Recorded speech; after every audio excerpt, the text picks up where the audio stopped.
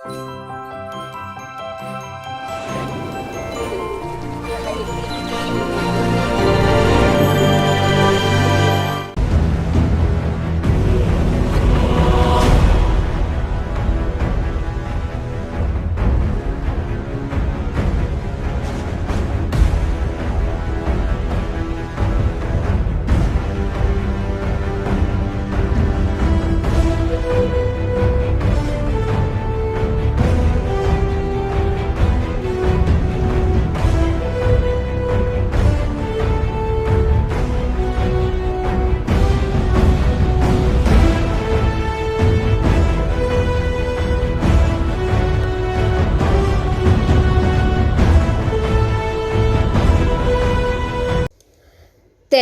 సాయుధ పోరాటంలో ఎందరో యోధులు ప్రాణత్యాగం చేశారు.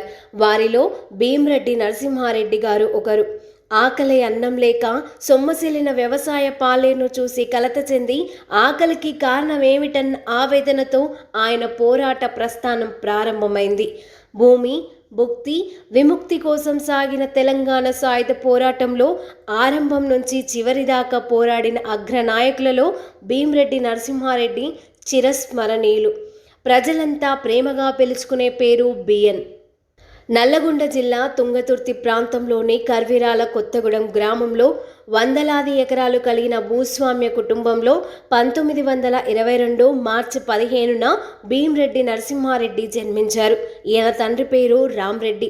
10వ తరగతి వరకు చదువుకున్నారు. 1945లో సరోజినితో వివాహం జరిగింది. వీరికి 2 కొడుకులు, 1 కూతురు.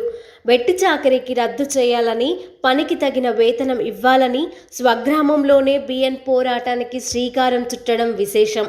రైతు కూలీల్లో పోరాట చైతన్యాన్ని ప్రోధి చేయడంతో ఆగ్రహించిన అధికారులు బిఎన్ను దొమ్మి కేసులో అక్రమంగా ఇరికించి అరెస్టు చేశారు. 2 రోజుల తరువాత పోలీసులు బిఎన్ను కోర్టులో హాజరుపరిచినప్పుడు కేసు వాదించాల్సిన న్యాయవాది డ్రెస్ కోడ్ పాటించకపోవడంతో తన కేసును తానే వాదించుకోక తప్పని స్థితి ఎదురైనప్పటికీ ఏమాత్రం బెదరక బిఎన్ ప్రదర్శించిన చతురత న్యాయవాదులను ముక్కు మీద వేలేసుకునేలా చేసింది. ఎడ్లబండిని అవలీలగా ఎడమ చేత్తో లేపగలిగిన బలశాలిగానే కాక కర్రసాము, వడసలతో రాళ్లు విసరడం వంటి విద్యల్లో బిఎన్ ప్రదర్శించే చాకచక్యాన్ని చుట్టుపక్కల గ్రామాల ప్రజలు గొప్పగా చెప్పుకునేవారు. అనంతర కాలంలో తుపాకీ శిక్షణలోనూ ఆయన గొప్పగా రాణించారు. బువ్వగింజల కోసం పాలకుర్తికి చెందిన చాకలి ఐలమ్మ సాగించిన పోరాటంలో విసునూరు దొరల గూండాలకు ఎదురొడ్డి నిలిచి ఐలమ్మ చెమటోర్చి పండించిన పంటను ఆమె ఇంటికి చేర్చడంలో బిఎన్ ప్రదర్శించిన సాహసం మరువలేనిది. తన గురువుగా భావించే దేవులపల్లి వెంకటేశ్వరరావు ప్రభావం బిఎన్పై బలంగా ఉండేది. తెలంగాణ సాయుధ పోరాటంలోనే కాక స్వాతంత్ర్యానంతరం కూడా బిఎన్ ప్రజా ఉద్యమాలను నిర్మించడంలో ముందున్నారు. నా పేరు భీమిరెడ్డి నరసింహారెడ్డి. మా తండ్రి గారి పేరు భీమిరెడ్డి రామిరెడ్డి. మా తల్లి గారి పేరు చొక్కమ్మ. మాది భూస్వామి కుటుంబం. కరివిరాల కొత్తగూడెం మా గ్రామం. అప్పుడు సూర్యాపేట తాలూకా, నల్లగొండ జిల్లా. నాతో పుట్టూలు 4. శశిరేఖ, స్వరాజ్యం, సరస్వతి, మా సోదరుడు కుశలరెడ్డి. నాకంటే ముందు ఒక అమ్మాయి ఉండే చనిపోయింది. మాది భూస్వామి కుటుంబం అయినప్పటికీ మాకన్నా పెద్ద భూస్వాములు జన్నారెడ్డి దొరలు ఉండేవి.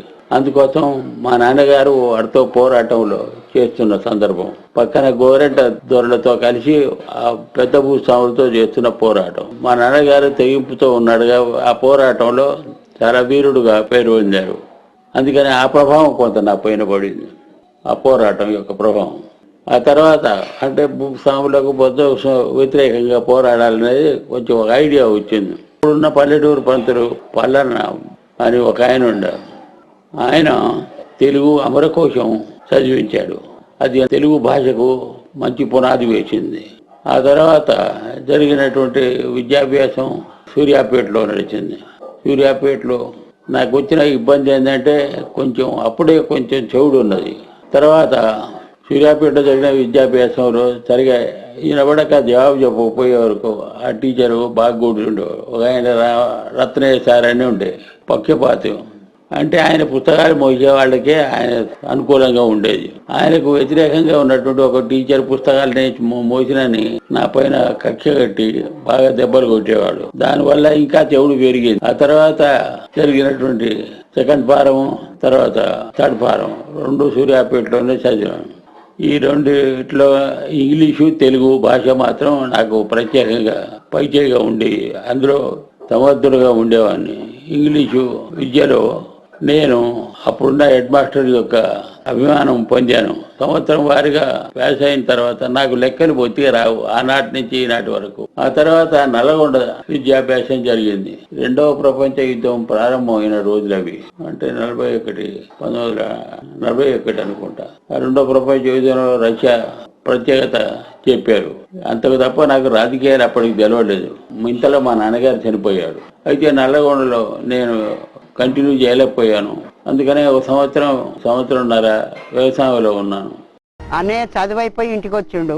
ఇంటికి వచ్చి బాగా వ్యవసాయం మీద కాన్సన్ట్రేషన్ చేస్తున్నాడు. ఆ పరిస్థితిలో నవశక్తి వచ్చిండ్రు సూర్యాపేట నుంచి. మా అన్నయ్యను ఆకర్షించడానికి వాళ్ళు ప్రయత్నం చేసిండ్రు. అన్నయ్య ఏమో అప్పటిదాకా నాన్నగారు లేడు కాబట్టి ఈ బాధ్యతలన్నీ ఉన్నాయి, ఎట్లా పోవడం అనేదే కుదరని పనిగా ఉన్నది అని ఆలోచిస్తున్నాడు. కానీ మళ్ళా సభకే, ఆంధ్ర మహాసభకే ఆకర్షితుడైండు. ఆ మహాసభల ప్రోగ్రామును అమలు చేయడానికి పూనుకున్నారు. ఒకరోజు నాకు ప్రత్యక్షంగా ఎఫెక్ట్ అయింది ఏంటంటే, ఆ పత్రిక తెచ్చిండ్రు. ఆ తర్వాత వీళ్ళే మళ్ళీ అన్నయ్య కాదు కానీ ఎవరు వీళ్ళే అమ్మ బుక్ తీసుకొచ్చిండ్రు. మాక్సింగ్ గోర్కి రాసిన నవల అమ్మ నవల. ఆ నవల రాత్రిపూట ఆ రోజుల్లో భలే మంచి అలవాటు ఉండేది. చదువు రాకున్నా ఆడవాళ్ళకి ఎవరినైనా సాతాన్ని వాళ్ళని పిలిపించుకొని భారతం భాగవతం రాత్రిపూట చదివించుకునేవాళ్ళు ఆడవాళ్ళు. ఏది భూస్వాములకు సంబంధించిన ఆడవాళ్ళు. ఈ మా అమ్మ అట్లాగే చదవమని అనేది. మా అమ్మగారింటి దగ్గర ఆచారం ఉంది కాబట్టి చదవమని అనేది. ఆ బుక్ దొరికించుకొని నాతోటి చదవమన్నది. నేను చదివేటప్పుడు మామూలుగా అమ్మ చదవమన్నది కాబట్టి చదువుతున్నా తప్ప అదంతా ముందు తెలియదు. కానీ చదివినాం. ఇన్ని బర్రెలు పాలు ఇస్తే ఆ సాయంత్రం పాలు దాడిలో పెట్టి కాగబెట్టి అవి చల్లారిందనక నైట్ నిద్రగాసి తోడు పెట్టాల్సిన పని ఉండేది మా అమ్మకు. ఇక అంత టైము కందిలు పెట్టుకొని అది చదివేది. దాని ప్రభావం చాలా, ఆ మాక్సింగ్ గోర్కి నవల ప్రభావం పూర్తిగా నా పైన పడింది. ఈ అన్నయ్య వాళ్ళు అసలు మూమెంట్ ప్రభావితం అయి ఉన్నారు. ఆ నవల ప్రభావం నా పైన పడింది, మా అమ్మ మీద కూడా అది పనిచేసింది. తర్వాత ఆమె బాగా నిరాకరించలేకపోయింది మమ్మల్ని ఎవరిని. వద్దు అని అనిపించేది ఆమెకి, కానీ నిరాకరించలేకపోయింది. ఆ బుక్ చదివిన మూలాన ఆ బుక్ అయిపోయిందనుక చదివినాం. అంటే ఈయన జీతకాల సమావేశం చేసిండు అన్నయ్య ఆ ఊళ్ళే. చేసి జీతాలు పెంచుకోవాలి, కూళ్ళు పెంచాలి, రేపు పొద్దున ఎవరికి నాట్లు వేయబోవద్దు. మళ్ళీ మా వాళ్ళే అంత భూస్వాములు. మా చిన్నాయనే ఉన్నాడు అక్కడ, వీళ్ళే ఉన్నారు, పోలీస్ పటేల్గా వాళ్ళుగా ఉన్నారు. మరి ఎక్కడో చేయటం కాదు, ఆ చేసేదేందో ఇక్కడనే చేయాలని మొదలుపెట్టండి. ఈయన ప్రత్యేకత ఏంటంటే తాను చదివింది, తాను నమ్మింది ఆచరించడమే ఈయన ప్రత్యక్షంగా నాయకత్వం వహించటం, ఆచరించటమే అన్నయ్య యొక్క చరిత్ర. నేనుగా చిన్నపిల్లవాడిని అయినా బిఎన్ గారు ఆనాడే ఇటు ప్రజల గురించి సాగిస్తున్నటువంటి ఆ వెట్టి చాకరీ, భూమి కోసం, భుక్తి కోసం సాగించిన ఆ పోరాటం ఎడల సరే అప్పటికే మాకు అభిమానం ఏర్పడ్డది. అక్కయ్య కూడా బాగా ఊర్లోకి వచ్చి కోలాటాలు పాటలు పాడుకుంటూ బాగా లేడీస్ అందరినీ వాడన పోగు చేసి తిరుగుతుండేది.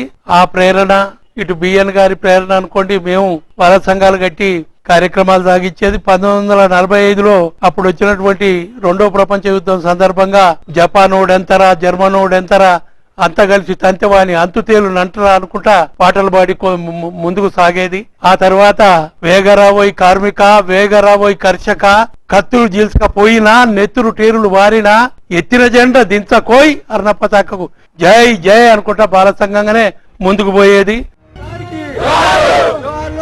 రాజిరెడ్డి గారికి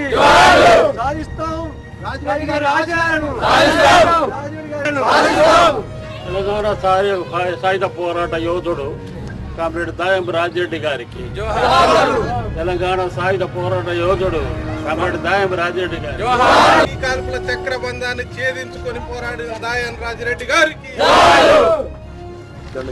దాయం శశిరేఖమ్మ గారికి, దాయం శశిరేఖమ్మ గారికి చెరసాల జీవితం అనుభవించిన అక్కడ జరిగినటువంటి పోరాటంలో కొన్ని అపరిస్థితులైనా ఆయన తిరిగి కమాండర్ను వాళ్ళ మిలిటరీ కమాండర్ను క్యాంప్ కమాండర్ను కాల్ చేశాడు.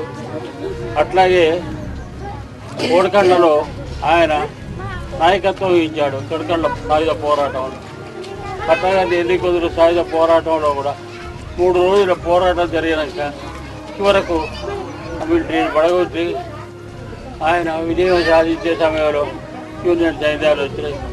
అయినా అది గొప్ప విజయం.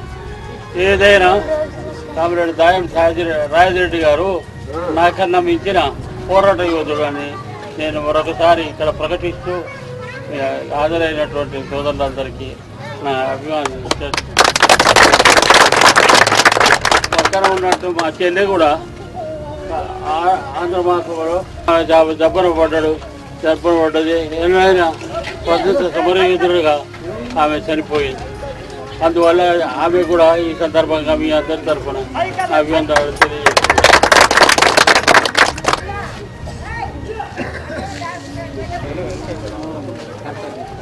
భూస్వామ్యం వ్యతిరేకంగా అక్కడ భూముల కోసం పంటలు పోయటానికి, పంటలు నాటి వేసిన వాళ్ళే లంబాడీలంతా కోసుకోవడానికి సిద్ధమయ్యారు.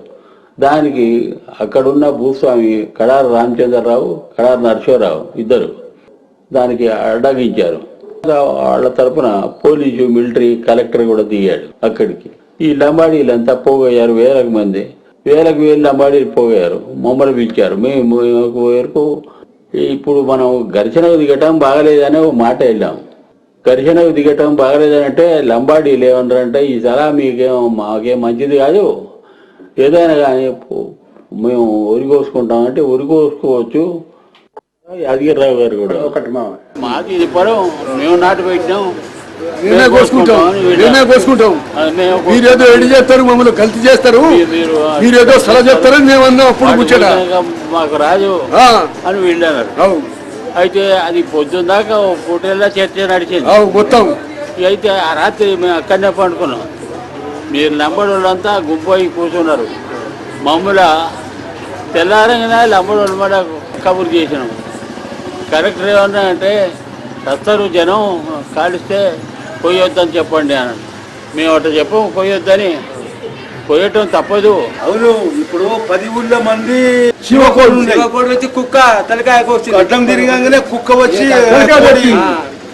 తలకాయ తీసేయగానే నారాయణ రెడ్డి గారు మీరు అటే ఉన్నారు తండల. అయితే వచ్చి వద్దు, ఆసాములు వాళ్ళు చేస్తారు, నీవు చేస్తావు, అనుసరంగా ఏదో వెనకకు తిరిగిండు. అప్పుడు వెనకకు తిరిగి ఇక మళ్ళా పోయి వకీల్ సాబ్ తోటి ఆ కలెక్టర్ గారు మీదే ఇది, మీరు సరే మీరు బలవంతంగా మీరు చేసిన మీదే ఇది, మధ్యన ఉంచుకొని దాపరం చేసుకుని ఆయన ఈయన అనుకొని కలెక్టర్ రాసిచ్చింది. అప్పుడు కలెక్టర్ వేసి చూసాడు కానీ ఇక లంబడులు ఆవితట్లేదు. అంత మీ ధైర్యంతోనే మరి అప్పుడు పోతులేద్దాం అన్నాక లంబడులు ఒప్పుకోలే ఉండాలని చెప్పాను. చెప్తే మేము మొదట మళ్ళా చెప్పి పంపినాం. ఇక్కడ నుంచి హైదరాబాద్ పాలకొచ్చి పోయినాం. ఈశ్వరరామచారి వాళ్ళు అడ్డం తిరిగి అక్కడ పొలం కోయడానికి హైదరాబాద్. ఆ పొలం కోసి మేము పంట తీసుకొచ్చి హైదరాబాద్ అయిపోతే పోటీకి అడ్డం వచ్చాను. మీ ధైర్యంతో నడిచింది ఇక్కడ. లేకుంటే గిరిగాలి పట్టింది ఎట్లా? మీ లేకుంటే మా వాళ్ళ పిచ్చలు లేవు, మా పేరు తీసుకోపోయి గుట్టకు వస్తామన్నారు. తర్వాత ధర్మాపురం తండ కూడా ఎదురు తిరిగింది. అక్కడ పెద్ద పోరాటం జరిగింది. దాంట్లో 11 మంది చచ్చిపోయింది. 11 మంది ధర్మాపురం తండ అక్కడి నుంచి హైదరాబాద్ తండ విష్ణు రామచారి ఎదురుగా పోరాటం చేసాం. అనంత కొడుకు మమ్మల్ని అక్కడ చిత్రం పెట్టి కేసులు పెట్టాక మళ్ళా పోలీస్ స్టేషన్ పోతుంటే మనుషులు దొంగతనంగా దారి కాచి మళ్ళా పోలీస్ స్టేషన్ ని బండిలో నుంచి మమ్మల్ని తీసేసి కొట్టిండు. తర్వాత ఈశ్వర రామచారి బంగాళా కూడా చూపించినాం. ఇప్పుడు మీరు వచ్చిర్రు పోయిర్రు, ఉప్పలు గీట అయినాయి, అయిపోయినాక మళ్ళా గిరిని ఏది అప్పుడు మా భాగ్య నాయకుడు పంతుల నాయకుడు అని ఉంటే వాని కన్నీళ్ళు లేపాలని దండేళ్ళు తెప్పించుకున్నాడు. దండెడ ఇయ్యానంటే మోటార్లు బంద్ చేసి అవాళ్ళను తోలి వాని పట్టుకొచ్చి కన్నీ కట్టేసిండ్రు. ఏం చూస్తారు, కళ్ళు మూసుకొని ఉంటే మీ గతి ఇంతే. మళ్ళీ ఇక్కడి నుంచి ఏడు నాగారమో ఎక్కడో తోలిస్తాడు. దీని ఒక ప్లాన్ చేయరని ఒక 12 మందిని కమిటీ వేసిండు. కమిటీ వేసి ఒకటే రాత్రి నిప్పు పెట్టిండు. తండల మొత్తం గ్రూపు చేసి తండకు 10 మందిని రాత్రి ఏది మీరు వస్తారని. చంద్రెడ్డి ఆయన లేకపోతే ఆయన మేము బతకపోతుంటారా వారు, మేము బతకపోదు. ఇదే రాత్రి 80 మంది దేర్పకాడ కొలిపాక ఆరోటు రామచంద్రెడ్డి మీటేకి చెప్పిండు మమ్మల్ని. తెల్లారి వానికి ఫోన్ పోయింది, ఎవరికి ఎలుమోనికి ఫోన్ పోతే తండల 4 ఏది చేసిందో గోలి అంతా పిలిపించాడు. పిలిపించినాక మీకు కొట్టవచ్చినా తిట్టవచ్చినా రాత్రి అడిగిపోయారు అని మమ్మల్ని కొంచెం డౌట్ పెట్టిండు. ఏది ఎల్బోడు గిరి కాడ డౌట్ పెట్టగానే మేము ఎవరికి ఏం అనలేదు, మిమ్మల్ని అనలేదు, ఎవరైనా లేదు. ఆడ సభ చెప్తానంటే సభ ఈనబోయినాం, మీకు ఏమైనా కొట్టవచ్చినా తిట్టవచ్చినా దొరవారు మేమందరం వచ్చినాం. అందరం వచ్చి అంటే మిమ్మల్ని నేనేమంటున్నా అన్నాడు. మీరనేది నేనేది ఏం మిమ్మల్ని కొట్టలేవు, మీకు ఏమైనా దెబ్బలు కొట్టినందుకు కోపం వచ్చి తిట్టలేదు. మేము దారి నడుస్తున్నాం, మేము కష్టం చేసి రైతులం బతుకుతున్నాం, మీ తెరు మేము రావని చెప్తే ఇక ఇంతే రాని అనుకున్నాడు. చిన్న ముఖం చేసుకున్నాడు, ఊళ్ళోకి పోయిండు. ఊళ్ళో పోతే కొలిపాక ఆరుట రామచంద్రెడ్డి మళ్ళీ దండకు దిగి ఇల్లులు తిరిగిండు. మాపుల ఇల్లులు వాడవాడు భయపడకుండు మంచిగా ఉండు. నేను 32 మందికి అప్పుడు గోసి పెట్టించిండు, గోసిపెట్టి కొట్టించిండు. అప్పుడు వేస్తే ఏమన్నా ముండాయిలో ఉండే పోలీస్ స్టేషన్ అది 8 ఏళ్ళు జరిగిందండి మా ముగట. ఐలమ్మ కౌలు చేస్తున్న పంట పొలం కోతకొచ్చింది. ఆ పంటపై విష్ణుడు రామచంద్రారెడ్డి కన్నేశాడు. ఐలమ్మ కుటుంబీకులు ఎవరూ లేని సమయం చూసుకున్నాడు. దిక్కులేని వారికి దిక్కెవరని చూస్తున్న తరుణంలో ఓ కొదమసింహం దూకింది. ఆ సింహమే భీమిరెడ్డి నరసింహారెడ్డి. దొరగడీని ధిక్కరించి దిక్కుమొక్కులేని జనాన్ని అగ్నికణాలుగా మార్చి వారికి కొండంత అండగా నిలిచిన భీమిరెడ్డి నరసింహారెడ్డి సాహస గాథ ఇది. మహిళా చైతన్యానికే స్ఫూర్తి ప్రదాత చాకలి ఐలమ్మ. ఆమె ధన్యురాలు. బహిరంగ సభ జరిగింది. ఓ సందర్భంగా కొందరు గుండాలు ఆరుట రామచంద్రారెడ్డిని దెబ్బలు కొట్టడానికి వచ్చారు. ఆ సమయం కనిపెట్టి ఐలమ్మ కొడుకులు మొదటిసారిగా ఆ గుండాల మీద దాడి చేశారు. దాంతో వాళ్ళంతా చెదిరిపోయినరు. ఆ తర్వాత ఐలమ్మ భర్తను ఐలమ్మ కొడుకుల్ని వీధుల్లో కొట్టుకుంటూ పోలీసులు తీసుకెళ్లారు. అయితే వాళ్ళు భర్త లేనప్పుడు, కొడుకులు కూడా ఇంటికాడ లేనప్పుడు ఐలమ్మ చాలా ధైర్యంగా నిలబడ్డది. ఆ సందర్భంగా మేము వచ్చి ఆమె ఇంటికాడ నిలబడి ఉన్నాం. తర్వాత ఆమె కౌలు తీసుకున్న పొలం స్వాధీనం చేసుకోవడానికి మేము ఐలమ్మని తీసుకొని వెళ్లాల్సి వచ్చింది. ఐలమ్మ ఆ పొలం పంటను స్వాధీనం చేసుకోవడానికి మొదటిసారిగా ఆ పొలంలో దునికి ఆమె చెప్పింది. అక్కడ ఇతరులు గుండారు కూడా వచ్చారు ఆ పొలం కాడికి. అప్పుడు నా శవం చూసినాకనే మీరు ఈ పొలం కొయ్యాలి, నా శవం చూసినాకనే ఈ ధాన్యం తీసుకుపోవాలి అని చెప్పింది. ఆయన వాళ్ళు ఆ మాటతో ఒక అడుగు వెనకకు తగ్గారు. మేము మూడే కమ్యూనిస్ట్ పార్టీకి చేయని వాళ్ళని తరిమాము. మూడే పొలం కోసి ఆ ధాన్యం అంతా భుజాన్ని వేసుకొని ఒక 5-6 ధాన్యం భుజాన్ని వేసుకొని తీసుకొని వస్తుంటే ఎంబడే పోలీసులు పంపించాడు విష్ణు రామచంద్రారెడ్డి. ఇది దాదాపు 6-7 గంటలు అయింది. అప్పుడు పోలీసు కోనే ఎవరాళ్ళు ఆ ధాన్యం తెచ్చేది ఎవరు, అక్కడ కింద వేయండి అని చెప్పారు. కానీ మేము కింద వేయలేదు, చిన్నగా తప్పించుకొని ఐలమ్మ ఇంట్లోనే ఆ ధాన్యం అంతా పోసినందుకు మమ్మల్ని సరకా కేసు పెట్టి దొమ్మి కేసు పెట్టి తీసుకుపోయి పోలీస్ స్టేషన్కి తీసుకుపోయి చిత్రహింసలు పాలు చేశారు. అప్పుడు ఒక 4 రోజుల్లో బెయిల్ తీసుకొని మళ్ళీ వచ్చి ఐలమ్మ ఇంటికి వచ్చాము. ఐలమ్మ ఈలోగా భర్త లేకున్నా కొడుకులు లేకుండా చాలా ధైర్యంగా ఇల్లును కాపాడుకొని నిలబడ్డది. అప్పుడు ఇసురు గుండాలు ఐలమ్మ ఇంటి చుట్టూ తిరిగి రోజు ఆమెను బెదిరించేవాళ్ళు. ఐలమ్మ భయపడకుండానే వాళ్ళను ధిక్కరించి ధైర్యంగా నిలబడింది. ఇంట్లో ఉన్న మమ్మల్ని కాపాడింది. ఇది ఐలమ్మ చరిత్ర. ఐలమ్మ చరిత్ర కమ్యూనిస్ట్ పార్టీ చరిత్ర కన్నా మించిన చరిత్ర అని చెప్పాలి. అంత త్యాగ జీవురాలు ఉన్నటువంటి వాళ్ళు చాలా తక్కువ మంది. రోజు ఐలమ్మ చనిపోయే ముందు కూడా మమ్మల్ని గుర్తు చేసింది. దేవరపల్లి వెంకటేశ్వరరావు, అరుట రామచంద్రారెడ్డి నన్ను గుర్తుపెట్టేది. అది సందర్భం, ఇది చరిత్ర. అందుకనే ఐలమ్మ ఉన్నంత వరకు చరిత్ర నిలిచింది, తర్వాత కూడా కొనసాగుతున్నది.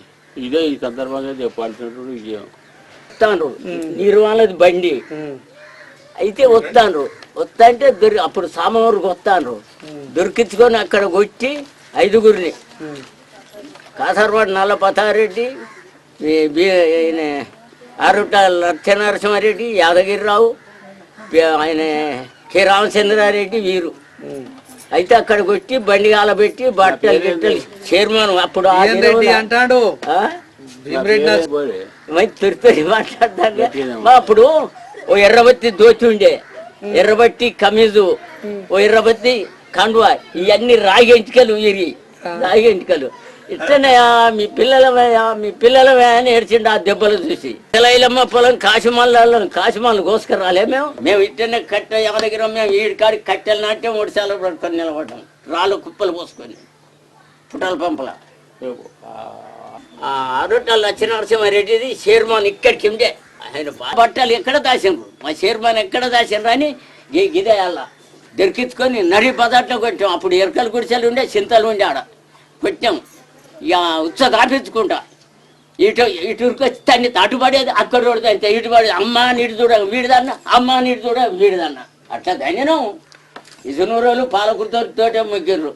ఇక మళ్ళా అనగలకిట్టి ఏం దొరికించుకున్నాం. పొద్దుటిది 10 గంటల్లో దొరికించుకున్నాం. గీడ జీవంగొల్ల దొడ్డ దొరికిండు. ఓ ముద్దన్నెండు ఉత్సవం వేసినాం. ఎండిపోయిన పీ పెట్టి మా నాయకులు ఎట్లా కొట్టిండు. మా చైర్మన్, మా వకీలు చైర్మన్ ఎక్కడున్నది, మాకు ఎరకలేదు. ఎరకలేదన్నా, ఇటు చూడ వీడిదన్నా దవడాలు కట్టే నూకి ఉత్స దాపించుకుంటే పీ తినిపించుకుంటా కొట్టినాం. నాది నైజాం రాజు నల్గొండ దీలలోన, నాది నైజాం రాజు నల్గొండ దీలలోన, రాపాగవంశమురా దొరవారు రామచంద్రారెడ్డిరా, రాపాగవంశమురా దొరవారు రామచంద్రారెడ్డిరా, గొప్ప పేరే తెత్తివా దొరవారు గొరగా కరుమోతివా, ఈడికి దగ్గర దనగాము తాలూకా, ఈడికి దగ్గర తాలు రాపాగవంశమురా దొరవారు రామచంద్రారెడ్డిరా, గొప్ప పేరే తెత్తివా దొరవారు గొరగా కరుమోతివా, ఈడికి దగ్గర ఇసునూరి గ్రామం, ఈడికి దగ్గర ఇసునూరి గ్రామం, రాపాగవంశమురా దొరవారు రామచంద్రారెడ్డిరా, గొప్ప పేరే తెత్తివా దొరవారు గొరగా కరుమోతివా.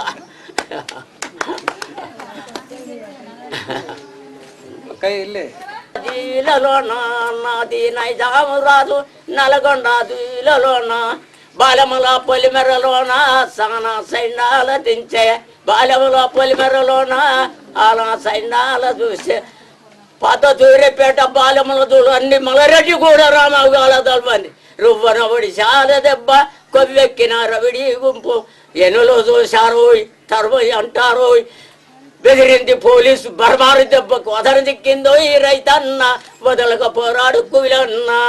పోరాటం ముందుకు సాగింది తప్ప ఇక వెనక పోలేదు. తర్వాత ఈ చూడు రామచంద్రారెడ్డి మొత్తం కడివెండికి పోయి బకాయిలు చేయండి, లేకపోతే నాకు బతుకు తెరువు లేదనే మాట మాట్లాడిండు. ఆ తర్వాత ఆ సందర్భంగానే అక్కడ దొడ్డి కొమరయ్య మరణం జరిగింది. అది ఏంటంటే ఈ చూడు రామచంద్రారెడ్డికి ఎట్టి చేయడానికి నిరాకరించడం అనేది. ఈ చూడు రామచంద్రారెడ్డి తల్లి ఊరు అది కడివెండిలో ఒకనాడు ఒక బాలిత ఆమె భర్త ఊరికి పోయిండు. అందుకనే ఎవరు లేరు అని అది చెప్పినందుకు వాళ్ళు వచ్చి ఈ అమ్మాయిని కూడా తీసుకెళ్లే సందర్భంగా వాలంటీర్లు అంతా పోయి అక్కడనే ఊరేగింపు చేశారు. ఏమని అంటే ఎట్టి జాగిరి నశించాలి, భూస్వామిలో నశించాలి, నైజాం ప్రభుత్వం నశించాలనే నినాదాలతో ఊరేగింపు చేశారు. ఆ ఊరేగింపు సందర్భంగా అప్పుడు మిర్చినడని ఈ శ్రీ రామచంద్రారెడ్డి యొక్క ముఖ్యమైన గుమస్తా ఒక గదిలో ఉండి కాల్చాడు. కాల్చే కొమరయ్య చనిపోయాడు. దాని తర్వాత ప్రజలు మరింత రెచ్చిపోయి చుట్టూ ప్రాంతాల ప్రజలు, రావణపేట, తర్వాత అక్కడ ఉన్నటువంటి ఇతర గ్రామాల ప్రజలు, రావణపేట, తర్వాత సూర్యాపేట, ఈ ప్రాంతాలంతటి ఇక్కడ ప్రజలు కదిలారు. ఈ ప్రజలంతా కదిలి ఒక లైన్కు పోయిన తర్వాత దొరలంతా ఒక లైన్లో నిలబడ్డారు. ప్రజలు మొత్తం వాలంటీర్లు అంతా ఒక లైన్లో నిలబడ్డారు. మొదటిసారిగా దొరల్ని ప్రతిఘటించే పద్ధతి ఇందులో పడవడు. వాళ్ళు తుపాకులు పట్టుకొని వచ్చినా వీళ్ళు లెక్క చేయలేదు. చివరకు ఎంటబడ్డారు. అప్పుడు మమ్మల్ని కొట్టిన ముఖ్యులు ఒక కచ్చడంలో ఉన్నారు, ఓ బండిలో ఉన్నారు. అందుకనే కొంతమంది వాళ్ళని ఎంటబడి దునికి బండిలో దునికి వాళ్ళ కణాలు ఇడిచిపెట్టి బండి ఎడ్లను తరివేసి వాళ్ళని బాగా దెబ్బలు కొట్టారు. వీళ్ళు దానికి జవాబు ఇచ్చారు. ఆ విధంగా ఇసు రామచారి ముఖ్యమైన గుండాను కూడా పట్టుకొని అక్కడ దెబ్బలు కొట్టడం ఒకటిసారిగా జరిగింది. ఇసు రామచారి అప్పటికి గుండాలతో రాజ్యం వెళ్తున్నాడు. అటువంటి గుండాల్లో ముఖ్యులందరినీ ఆ రోజు శిక్షించారు ప్రజలు. ఇది జరిగినటువంటి దుండగం. 25 సంవత్సరాల పార్లమెంటరీ జీవితంలో మచ్చలేని కమ్యూనిస్టు నాయకుడిగా పేరు పొందారు. ప్రత్యేక తెలంగాణ ఉద్యమం ఉధృతంగా సాగుతున్న నేపథ్యంలో 1971లో జరిగిన లోక్సభ ఎన్నికల్లో తెలంగాణ ప్రజా సమితి అభ్యర్థిని ఓడించి ప్రజాప్రతినిధిగా ఎన్నికై సిపిఎం నాయకుడు బిఎన్ ఒక్కరే కావడం విశేషం. సామాజిక న్యాయం లక్ష్యంగా రాజ్యాధికారం కోసం రాజీ లేని పోరాటం సాగించాలని 1996లో 1,00,000 మందిని సమీకరించి సూర్యాపేట పట్టణంలో భారీ ప్రదర్శనను నిర్వహించిన విఖ్యాతి ఆయనది. ఉమ్మడి కమ్యూనిస్టు పార్టీ నుంచి సిపిఎం, ఎంసిపిఐ వరకు పార్టీ ఏదైనా ఆయన జీవితమంతా ప్రజల కొరకే పోరాడారు. 7 దశాబ్దాలకు పైగా ప్రజా ఉద్యమాల్లో దిగ్గజంగా వెలుగొందిన బిఎన్ 2008 మే 9న తుదిశ్వాస విడిచారు. ఆకలి దప్పులు, అసమానతలు లేని సమాజం నిర్మించాలని అహర్నిశలు తప్పించారు. జోహార్ తెలంగాణ అమర వీరులకు, జోహార్ తెలంగాణ అమర వీరులకు.